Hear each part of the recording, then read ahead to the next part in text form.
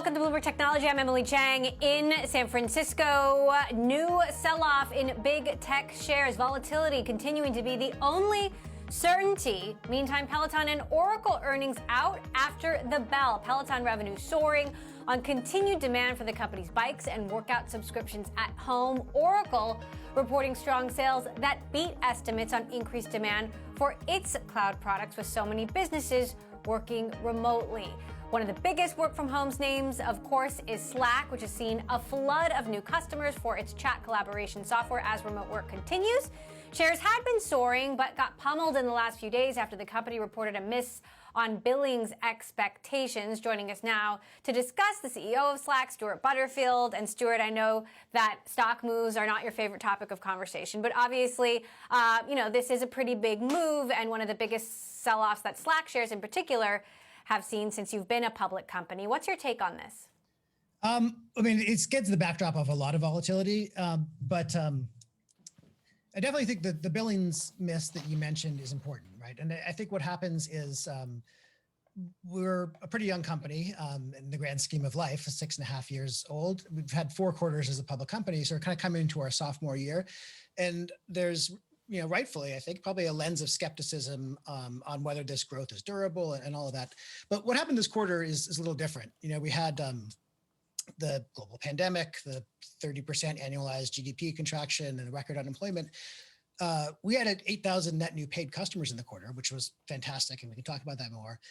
But that brings the total to 130,000. If you think about 130,000 businesses, there's going to be a large number of small and medium businesses. They're all around the world, and they much more accurately reflect the broad economic condition. So when those companies freeze hiring, when those companies do layoffs, that it shows up in our billings number more or less instantaneously. On the other hand, the positive effects take a lot longer to materialize. So I think what you'll see happen over the next couple quarters, the next year, the next couple years, we will continue to build credibility with investors and in the market. We're very confident that this growth is durable, and that the future that we're building is one that it has a lot more opportunity than the one that we're leaving. So a little bit long answer. I apologize, but I think it's important context. No, I appreciate you sharing that context. For the second quarter in a row, speaking of the backdrop and talking about the future, you haven't provided a billings forecast because of the uncertainty ahead. Just what don't you know about the future? How much volatility do you see coming forward? Yeah, it's a good question. Things are getting a little bit clearer now. I think there's still probably, I think we're going to be in this situation longer than people anticipate still, and there might be some thinking that's stuck, believing that we're going to be back in offices really soon.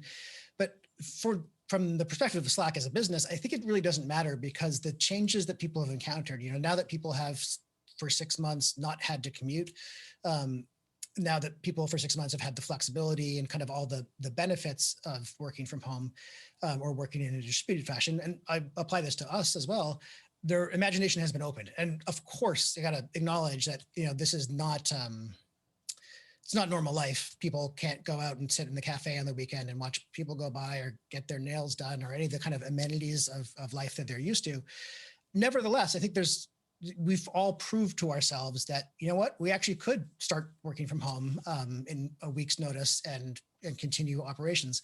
So that signals a real shift, and that's long-term, that's structural, and that's something that has provided a lot of the growth in our new customer ads. And that's the fundamental driver of the whole business. So up 60% year on year. And I'm excited about that, but I'm even more excited that a lot of that was driven by what we were doing, improvements in the new product, in the new user experience for people who are creating teams for the first time, and especially Slack Connect. But a portion of that is just increasing the relevance and importance of the category.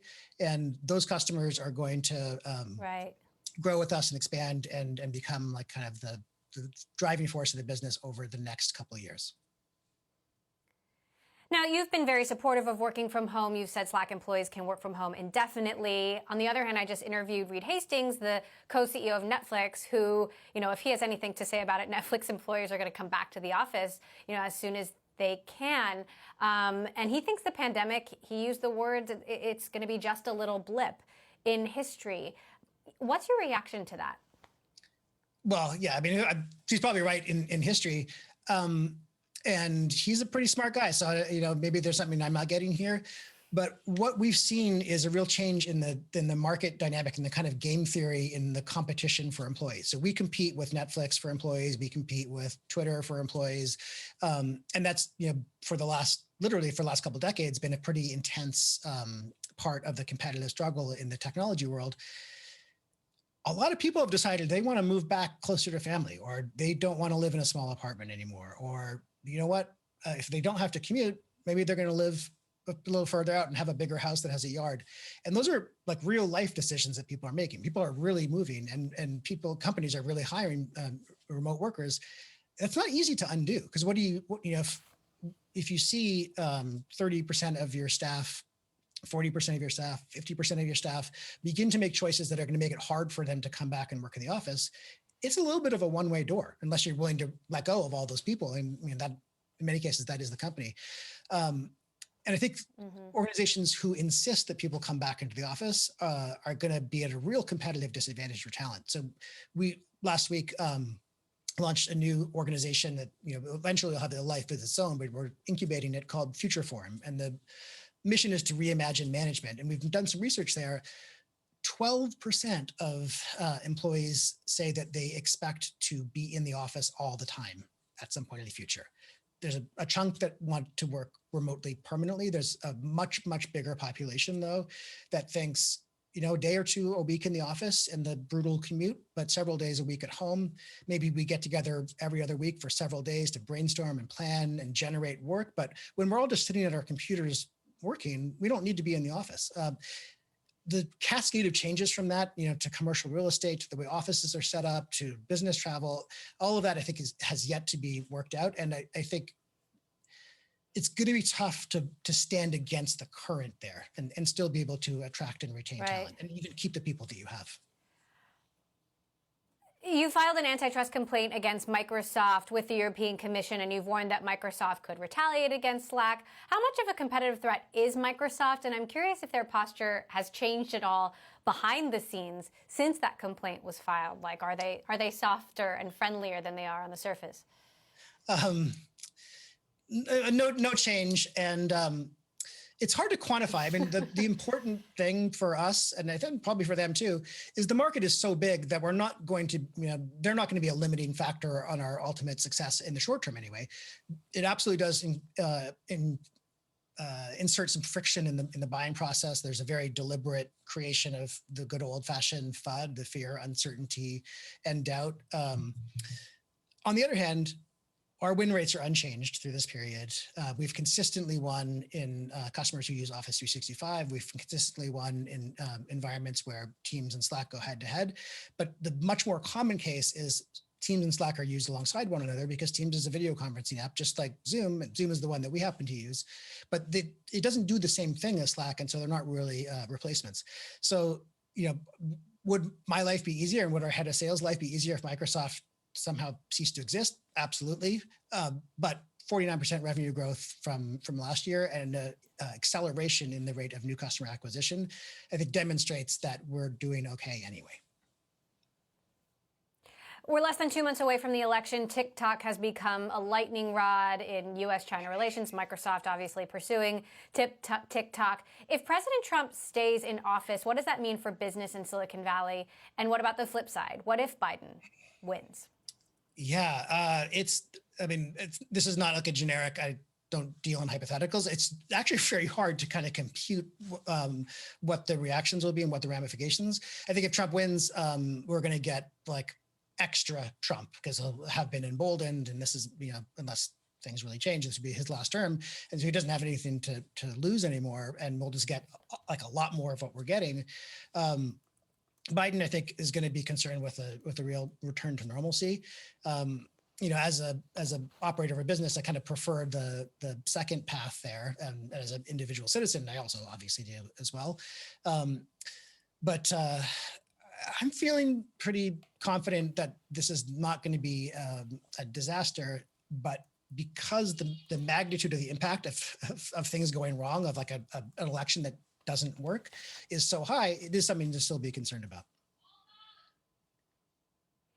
Now, looking forward, you made a partnership with AWS on video conferencing. Curious what the white spaces are or adjacents you see or would like to build out that customers are asking for. I wonder about schools with the rise in remote learning. Are more schools? Is education going to be a bigger sector on Slack?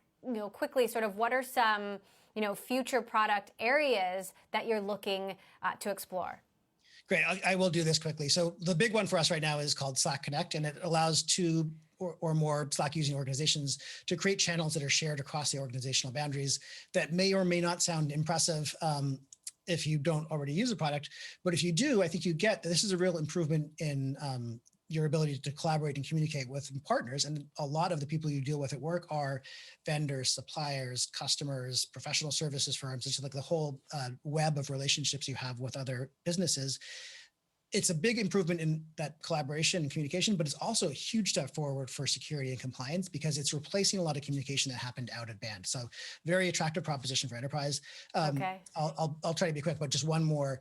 The challenge that we have as managers today, I think, is and individual employees as well, is trying to figure out how processes that today must be synchronous. In other words, everyone has to stop what they're doing and then attend the meeting at the same time. How many of those could be replaced with asynchronous processes? How much of what we see in the consumer world with Snapchat and Instagram stories and all of that, how much of that could make its way into the enterprise and kind of take the burden off of the perpetual video conferencing? Interesting. All right. Well, something we will be watching. Stuart Butterfield, CEO of Slack, as always, great to have you here on the show. Thank you so much for stopping by. Speaking of educational technology, we're going to have more with the former Secretary of Education, Arne Duncan, about how the return to school is going so far, what he thinks needs to be done. That is next. This is Bloomberg. Kids have to be able to learn anything they want, anytime, anywhere. Find their passion, find their genius, figure out what they want to do with their lives.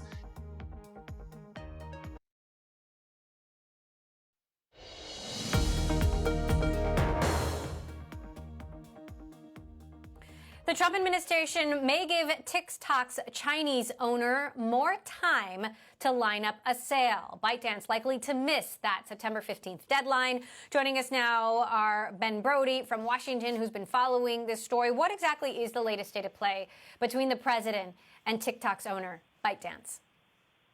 Well, as you know, they're barreling toward that deadline, which is the moment at which ByteDance would basically have to divest U.S. operations of TikTok. It's trying to hold Microsoft and Oracle in as bidders for the properties, but it looks like because of the regulations that Beijing has put in place on the export of artificial intelligence, it's simply not going to be possible to meet that deadline. And so the administration is deciding whether or not they're going to extend it, give a little more time to TikTok and ByteDance. It's looking like they are leaning toward it, but it hasn't reached the president's desk. And so things are definitely still scrambling here. What are the chances this continues to go on, though, that they miss the deadline and they miss the deadline because ByteDance really doesn't want to sell TikTok's U.S. assets? It seems entirely possible that ByteDance may decide that it can't please both nations. The reporting that we've gotten is that the review by the Chinese authorities is going to take weeks, if not months. So it seems almost guaranteed that the U.S. will have to move that deadline out if it does ultimately want to see a sale rather than a ban come down and basically shut the app down. It's important to note that this is sort of the deadline for a deal, but there is another 45 days before the formal shutdown from that national security process. The administration, as I'm sure you remember, has been incredibly confusing. It's given 2 or 3 different deadlines. So they do have a little bit more time, but this was the sort of immediate moment that they were treating it as if they had to get a deal, and that's coming down real fast. Right, and that deadline actually butts up against the presidential election. So you imagine politics are going to be playing some role here. What do we know about the status of talks with Microsoft and Walmart and Oracle? I mean, it seemed that those talks were pretty far along. What's taking so long? Our understanding is that they had moved fairly far along. Bids were in hand, and then the Chinese regulations came out at the end of August. They blindsided essentially the three companies and have sent everybody scrambling back to the various partners to try and figure out who they can please and on what timeline. It's really scrambling things, and as you pointed out, it just may not be possible to please both nations, whether it's because of the actual content of the regulations or the political environment. Things are going to get hotter here in the U.S. Right up through November 3rd. They're going to get more and more intensely political, and that's simply the space that they are operating in, and it does create a real risk that this could all fall apart amid the geopolitical tensions here. All right, Ben Brody continuing to follow the TikTok story for us. Ben, thank you so much for that update. Diving back now into our ongoing virtual classroom series, focusing on how the pandemic has reshaped the way employees work, we socialize, and students learn. With some schools reopening, some staying remote, we've seen entire school systems, teachers, students, and parents all having to shift to adjust to this new normal. Earlier today, I spoke with Arne Duncan, the former U.S. Secretary of Education under the Obama administration and current managing partner at Emerson Collective. I got his take on how the return to school has gone so far. I'm always just trying to be very honest, how unbelievably angry and frustrated I am at the lack of federal leadership, the dishonesty, the playing things down, the lack of resources. I've said repeatedly, this is morphed from a natural disaster to a man-made catastrophe. We shouldn't be in this situation. Other countries aren't. You and I shouldn't even be talking today. And obviously just not the tens of thousands of lives lost, but the impact on children, millions and millions of children's education around the country is extraordinary. And just so tragic. There's no easy way to put it, just heartbreaking. Having said that, at the local level, unbelievable leadership, empathy, compassion, urgency. I'm talking constantly with superintendents around the country who are trying to figure out food distribution, telehealth, social and emotional health during these tough times, and yes, education. So horrific leadership at the top, amazing, inspiring leadership at the local level. I have 4 kids, 8 and under, so as a parent, I'm feeling this. My kids are learning remotely as we speak. We're lucky that we have access to technology, but still, even I'm concerned. What are your biggest concerns about how this could play out? Unfortunately, multiple concerns. One is the political pressure just to physically open. And I keep saying the goal is not to open, the goal is to stay open. And what we've seen, some on the K-12 side, but also higher education, where there's a rush to open, you just shut back down. You further traumatize students, you endanger adults, and the health risks there are very, very significant. So that's one. Secondly, again, for me, it's always sort of like Maslow's hierarchy of needs. We have so many children across the country who are newly food insecure due to families losing jobs or hungry. Schools have done an amazing job of keeping food distribution throughout the pandemic. Schools are social safety nets, they're not just places of education. We've done a weekly call every single week since March working on that. It sounds a little odd, it was actually a little easier when everything was shut down. And now in these hybrid situations where kids might be coming 2 days a week or 3 days a week or a couple mornings, it's actually more complicated. But people are working so hard to make sure, unfortunately, the millions of young people who are now hungry, who maybe weren't hungry 6 months ago or 8 months ago, have access to food. The telehealth piece is so important. Teachers, counselors, social workers, psychologists, reaching out to kids who are dealing with trauma before. And again, unfortunately, many additional students now dealing with trauma. And then figuring out what the best way is to help kids learn, whether it's physically, virtually, or in many cases, hybrid. There's a small percent of children who I think will actually learn better in this situation, but there are many, many children who are falling behind. I always worry about the most vulnerable, the most marginalized, who are going to fall the furthest behind. I would love to see a massive national tutoring program to help those kids catch up. there's been no appetite for investing in public education, unfortunately. What do you think the long-term impacts of this could be on our children? I spoke with an expert from McKinsey yesterday who said this will impact the earning power of our kids, which could impact GDP and the economy in the future. Well, I think the short answer is none of us know yet, and it also depends how long this is going to last. Unfortunately, we're in a worse position as a country now than when this started in March, because we haven't had the discipline, we haven't taken this seriously, we haven't listened to science. So I am very concerned about the social emotional impact and also the academic learning loss. We sort of had the COVID slide in March and April and May, and then the traditional summer slide, and some kids are going to be really far behind. I also think that was a fascinating time for you and I as parents and educators, as leaders, to really talk to our kids about empathy, about fairness, about how interconnected all of our lives are, that if my family's okay but yours isn't, that's not good enough, and we have to take care of each other. The importance of science, the importance of being engaged in our democracy.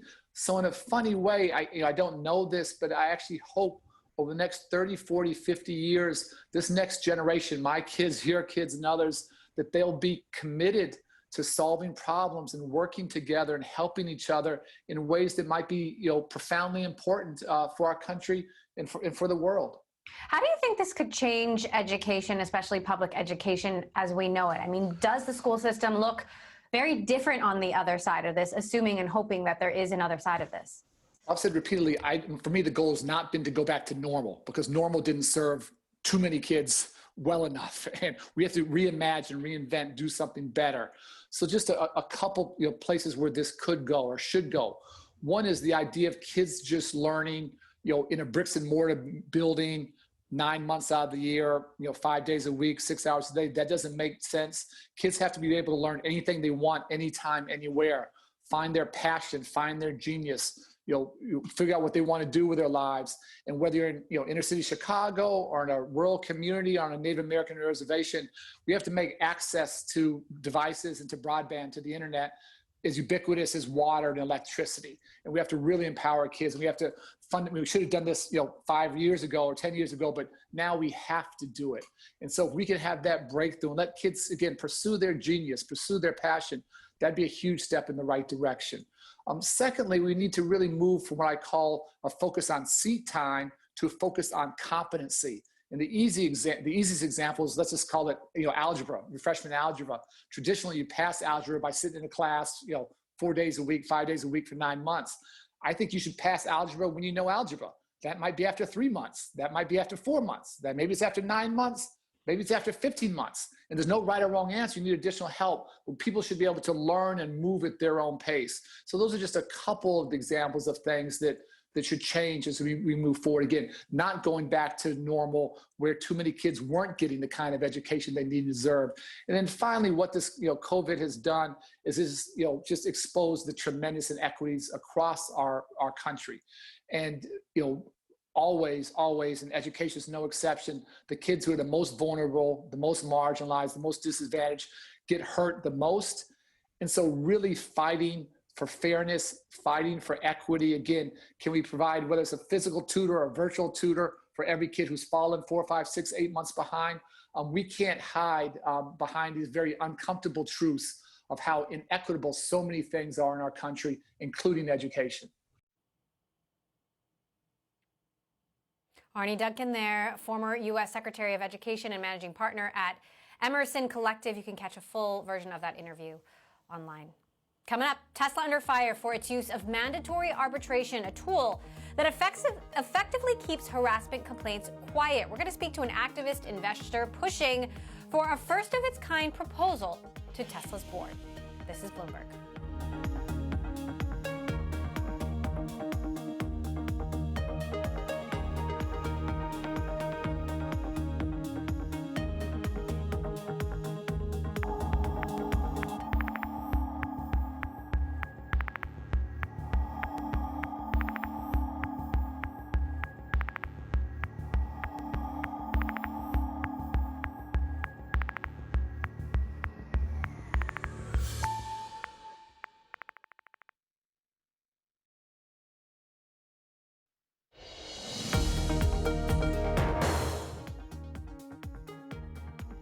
Welcome back to Bloomberg Technology. I'm Emily Chang in San Francisco. A fresh sell-off in mega-cap tech shares sent stocks to the fourth loss in 5 days as investors remain concerned that valuations are stretched too far in this 5-month rally. For more, I want to bring in Bloomberg's Abigail Doolittle, who's been covering all of the ups and downs as she does for us. Abigail, what are the highlights that you pull out? Obviously, we were looking at Slack earlier, Oracle and Peloton earnings as well. Yeah, so after the bell, some earnings reports to take a look at before looking at the very volatile day. That, of course, is our keyword, Emily, volatility, uncertainty, and that was the case on the day. And that's actually a little bit of the case for some of these movers after the bell because we see mixed results here in terms of stock action. Oracle up 3.4%. They put up a very strong quarter, beating adjusted earnings. Revenues grew, which analysts weren't expecting. They were expecting them to decline 6% on cloud strength, so that's a big deal. And this may just be my own opinion, but I feel as though there's some TikTok optimism somehow on Oracle, the fact that they want to diversify a little bit. That seems to just be helping the stock more recently overall. Chewy, on the other hand, they put up a great quarter. They also boosted the outlook. The stock is down 1.4%. It looks like the company may be saying something about uncertainty, that keyword that so many management teams are using around online sales. So perhaps that is why investors are selling that stock off just a little bit. But the big winner after hours, Peloton up 7%. Really a stay-at-home darling, put up a huge quarter, boosted guidance, and they are saying that their cheaper bike is going to help. As for the day that was, Emily, it started off somewhat promising. We actually at one point had the NASDAQ up well more than 1%. The S&P 500 had been up about 0.8%, but mid-morning there was some disappointing news around Brexit, and it seemed to encourage a risk-off tone, which ended with a big risk-off close. The NASDAQ 100 down 2.1%. The FANG index, which had been sharply higher at one point, the mega caps down about 1.8%. And as you can see, Apple and Amazon yesterday getting a nice bid after that big mega cap rout. Not so much today. So it suggests that there could be some more technical selling at hand. One important thing to note, Emily, is the NASDAQ 100 has been holding its 50-day moving average like a glove. That tells you that the near-term buyers that bought the dip yesterday are still there. If that support fails to hold on a closing basis, it suggests that there could be some much bigger declines ahead. But today, there's still some hope. I think that we're going to continue to see some choppy trading ahead. All right, so let's talk about potential silver linings ahead. I mean, obviously, there have been some bright spots. We've seen, Tesla, somewhat recover from its massive slide. What do you see ahead, and what are you watching? Well, one possible silver lining to all the mega cap selling. It's a real balance or trade-off, though, because these mega caps for the S&P 500 about 25% and of the NASDAQ 100 about 40%.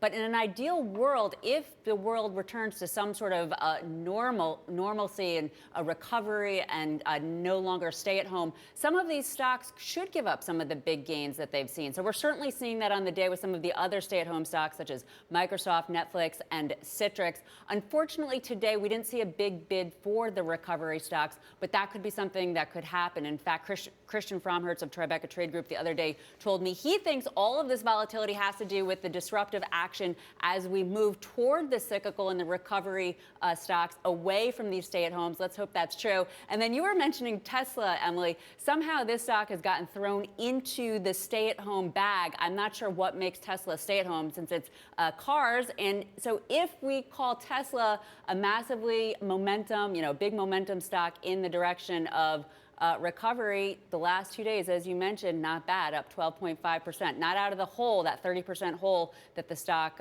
dug itself into, not being included in the S&P 500, but nonetheless recovering some of those losses. So there's one bright spot to end on.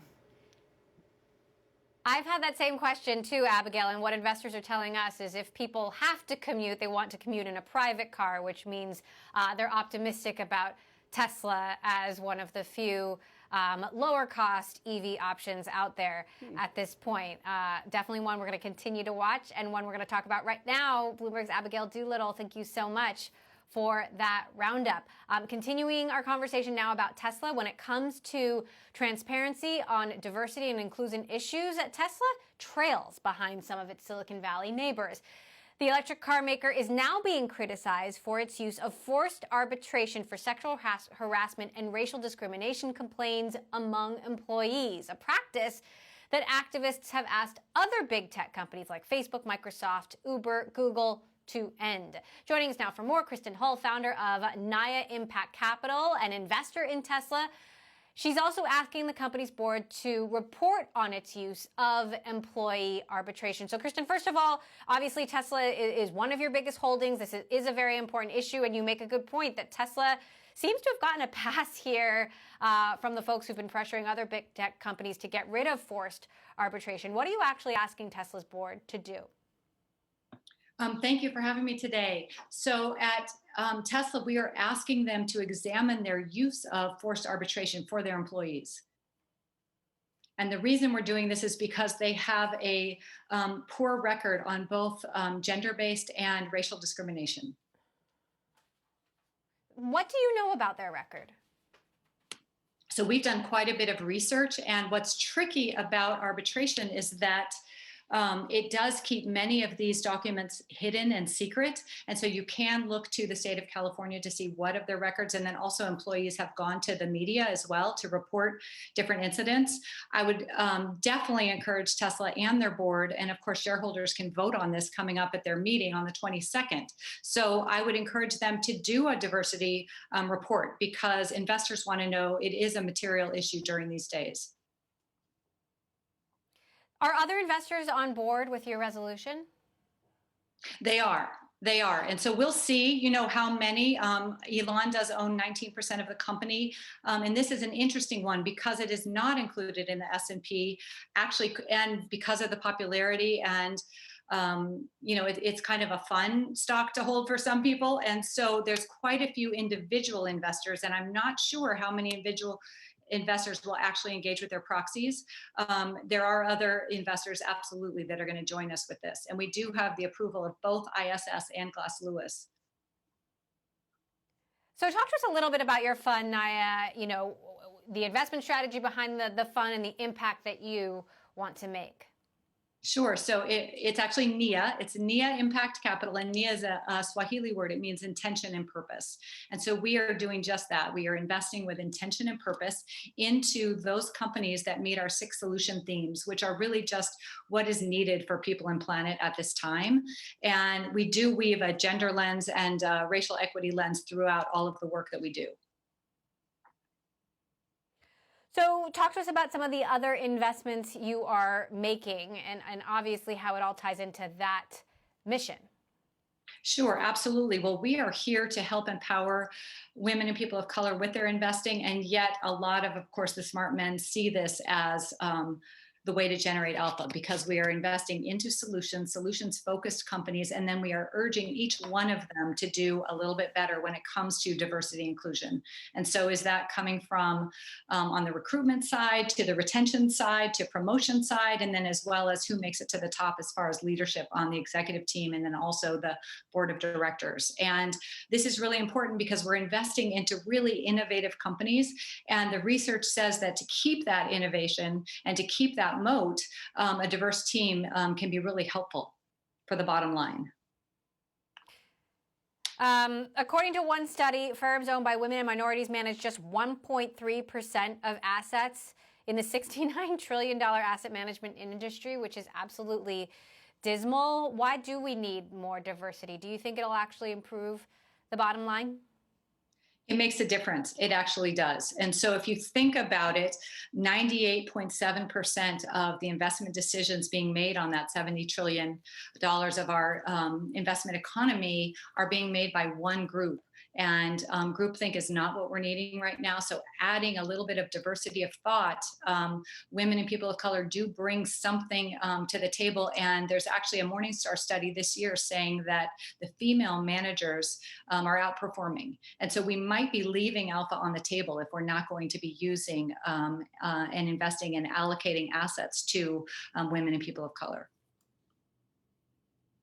Meantime, talking about your investments, Tesla, we were just speaking earlier with Abigail, has seen quite some action over the last few days, didn't end up being included in the S&P, is quite a polarizing stock. You've got fervent believers, and you've also got folks who are very skeptical. What do you make of the recent sell-off?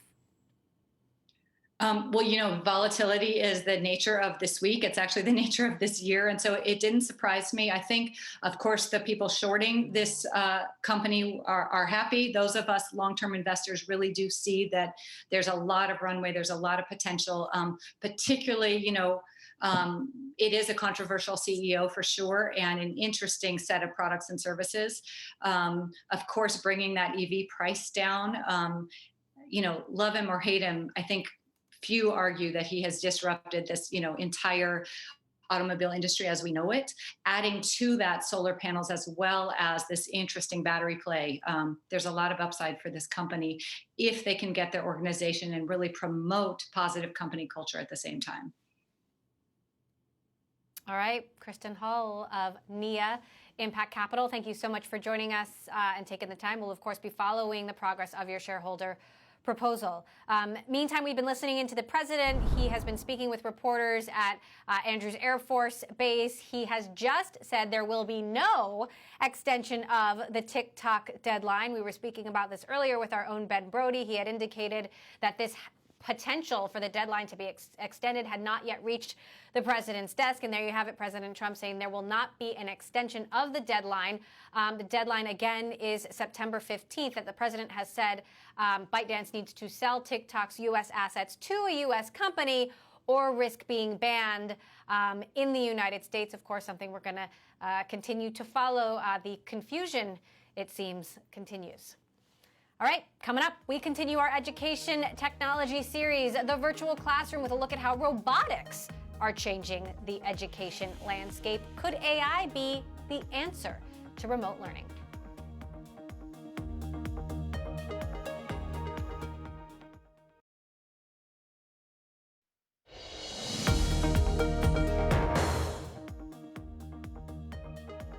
Tech has seen a surge in the last few months, with the S&P infotech sector recently seeing some pullback just in the last week. However, there's another sector within tech in general that hasn't gotten the attention that Apple and Tesla have.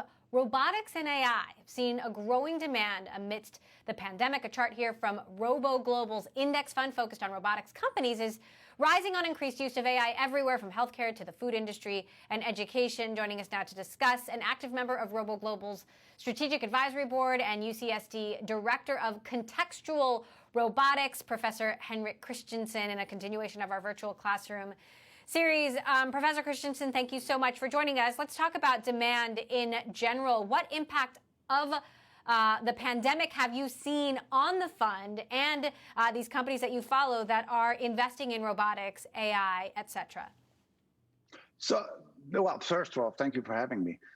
Then if we sort of look at it, we've actually sort of seen a very consistent growth over the period, because we're seeing manufacturing slowly coming back. We're seeing manufacturing leaving China and going to Mexico and going to Vietnam, going elsewhere. But also in healthcare, as an example, we're seeing that robots are being used. So before, if you were a doctor and you were going to go up and see a patient, now you would like to stand sort of 25 feet away while you examined your patient and basically operate it through an iPad or similar. So we're seeing the distancing with the healthcare. Of course, we're seeing tremendous amount of growth in the logistics sector, because people do home deliveries now. I don't think about going to the grocery store. Instead, I call Walmart or Amazon Fresh or these to be able to get it delivered to me. So we're seeing logistics has tremendous growth. Healthcare has tremendous growth. Manufacturing is growing sort of consistently, even through this period. And finally, we're seeing various kinds of also surveillance operations. So across the entire sector, we're seeing very broad interest. Now, being an educator yourself, you obviously know how hard the pandemic has hit the school system, across the board. I'm curious what role robotics can play in remote learning, and is already playing in remote learning. So we're starting to see in remote learning that you can get the equivalent of sort of a robot companion. Think about it as a doll, sort of, 1-2 feet tall, that has some that you can interact with. So we're seeing companies like Embodied in LA and a few other companies that are bringing in these companions. So today we have our kids, they're sitting in front of the screen, they're doing sort of 5 hours of Zoom calls, and they're like, oh, this is really boring. Dad, why do I have to do another 5 hours of Zoom calls? What if I could give them a companion instead that they would be playing with, that would be interacting with them? So let's say we're trying to do a math lesson. I can have the robot look at me, can read my facial expression. It can sort of say, is he happy? Is he sad? Is he frustrated? Is he engaged? And for some period of time, I will be engaged, and I'll say, And then the robot will say, hey, I can see maybe we should do a dance or a song instead. So you're basically interacting with the pupil as you do this. And through this, we're almost gamifying the learning experience in such a way that they will feel much more engaged. And at the same time, out of this, we can also extract metrics.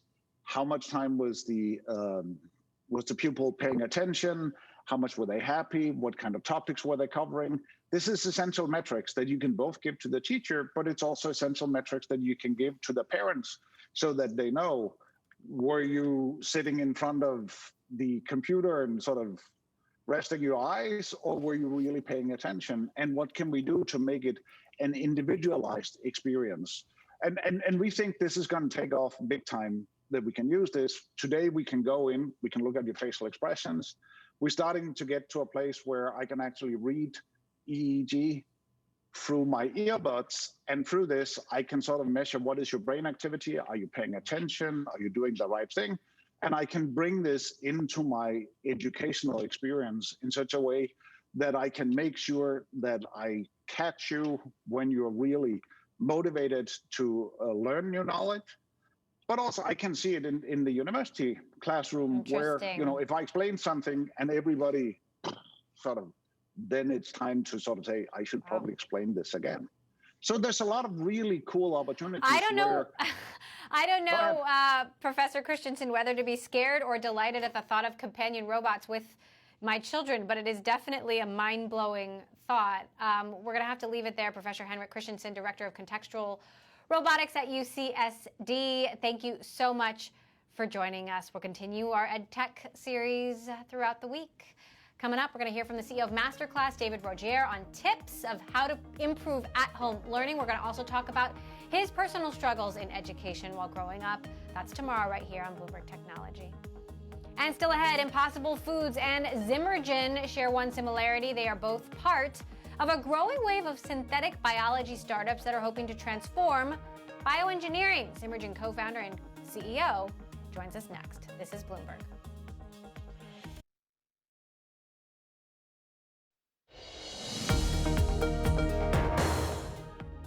So we'll either close up TikTok in this country for security reasons, or it'll be sold. I'm not extending deadlines, no. It's September 15th.